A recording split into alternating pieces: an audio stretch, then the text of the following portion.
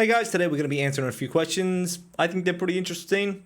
Let's dive in. I'm going to give you my opinion. May not be the best opinion, but it's mine, so I hope I can help. Let's get into some questions. Let's go. Okay, best advice drills for practicing alone. I want to get better at the sport, but I am still inconsistent with fundamentals. Okay, so this is a really hard question to answer because obviously there's a lot that goes into getting better at sports. And unfortunately for a volleyball sport that has 6 people on each side, when we think about the science, the most effective way to learn is to have a court, to have a score, to have 6 people versus 6 people. That's what the science says. But unfortunately, we don't always have that. So it's always a hard question to answer. Now, I've got a few videos I'll put in the description that give you a few ideas on how to get better by yourself, one with a wall and one without, but that's really just focusing on the absolute fundamentals and getting a vibe feeling for the ball. The better you get at volleyball, the less effective that's going to be. The one skill that I think is very, very underrated, the most underrated skill in the game, I go on about it all the time, is reading the game. Now, this is a really hard thing to practice because you're really only practicing reading the game while you're in the game reading, But this is my workaround. I'm not sure how effective it'll be, but I think you should try and watch more volleyball games.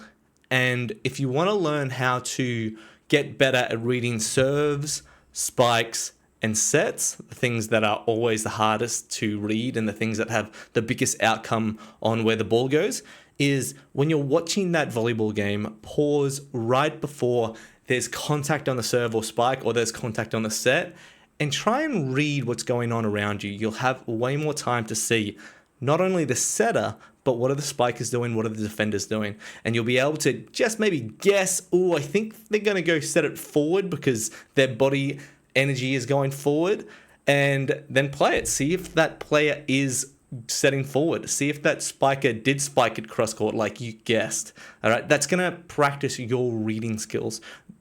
I don't suggest watching pro play because they've gotten to such a high level that maybe they're showing you things because they want you to think that way. And that's not too effective for your level. Yeah, if you're getting into juniors or even if you're like Div 3, consider watching your own games and then watching what you do in that situation as well. Like if you're in position 6 defending a spike, you pause it right before they contact it. You say, that person's going cross. They go cross. See what you do. Reflect on your own actions. It's really important to watch yourself being recorded. Because if you don't record yourself, if you don't see yourself doing these skills, all you have is the feeling in your head of what you did and your memories, which is not too credible when we think about it. And we only have the coach's feedback and our parents' feedback. So keep that in mind. Try and record yourself as much as possible and record your games so you can start reading more. The spiker, the setter, even the libero. What is the libero doing? How do these cogs affect the game? Practice reading. Very, very important in my opinion. Probably the best skill to learn and practice. Next question. Hitting power. I already watch a ton of high-level volleyball, but I would love some advice from you guys on how to gain more power on hitting. Okay, have trials coming up. Keen for you. Very excited for you.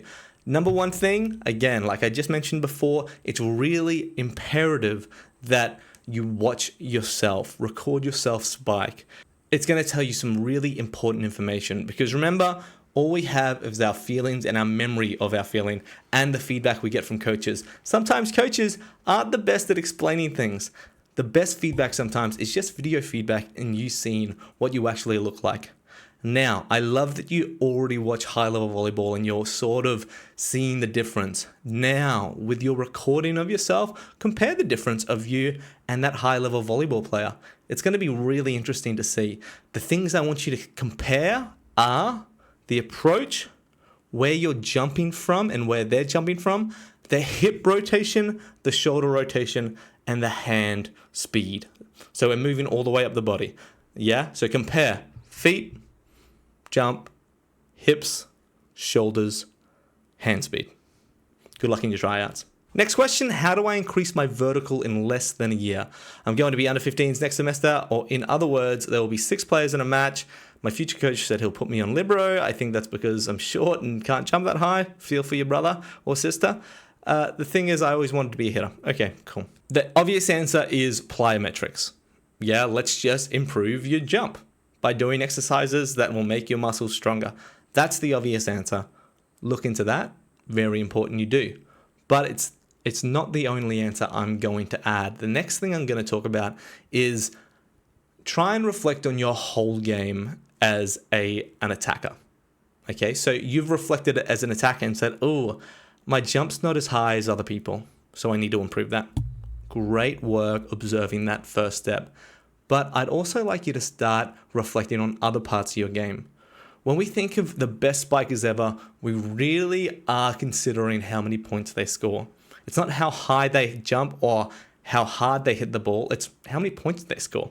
It's really easy to say, this person jumps high, that's why they score so many points. But in reality, it's a lot more than that. Reflect on your game and see how valuable you are as a spiker, how many points you actually get.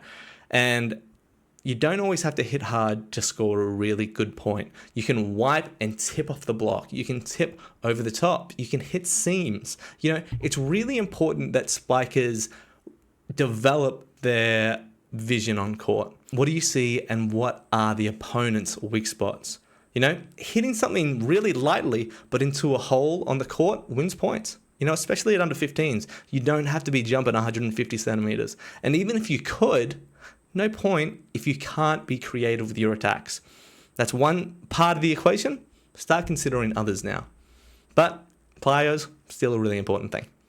Next question. Advice for a newbie. Hey coach, I am asking, what do you think is the most efficient routine schedule in order for people to become more consistent in skills like setting, receiving, and spiking? The basics. I'm trying to introduce volleyball to a school that finds it almost alien. I know how that feels, especially in Australia. Volleyball is still quite underground and isn't really considered a sport, to be honest. So I definitely know what you're talking about and I know how you feel.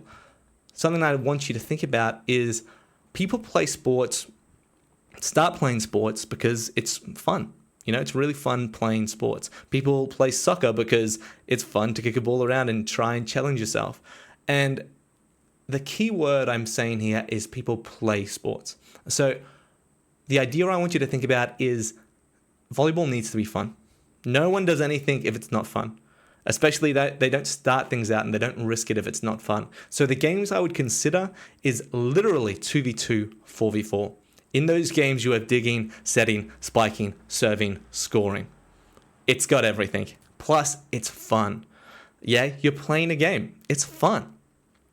Things to consider is, it's a new school. A lot of basics aren't really there. So you can adjust the rules to these games. 2v2, let's say they can catch the first ball. Catch. They can throw it, set, and spike. And that's the way you can sort of differentiate the skills. Let's say you want to practice passing. So for beginners, they need to pass the first ball, but they can catch the second one. We just slow down the game. We still play the game, but we slow it down. My opinion. You can adjust the games however you want, but I really highly recommend 2v2, 4v4. You can't go wrong with playing the game. All right, those are 4 great questions. If you wanted to ask a question and it be answered on one of these videos, go join my Discord. That's a community I'm really proud of because people want to get better. People are learning, people are trying to be kind, and people are helping each other grow. Really proud of you guys, Discord community. If you want to be a part of that, there'll be an invite in the description. My name's Coach Artie. I create volleyball content to make you the best volleyballer inside and out. If you've got any questions, hit me up in the comments. I might not get around to all of them, but I'll do my best. We're a great community here. We want to help each other. You get better when you practice. So go practice playing volleyball. See ya.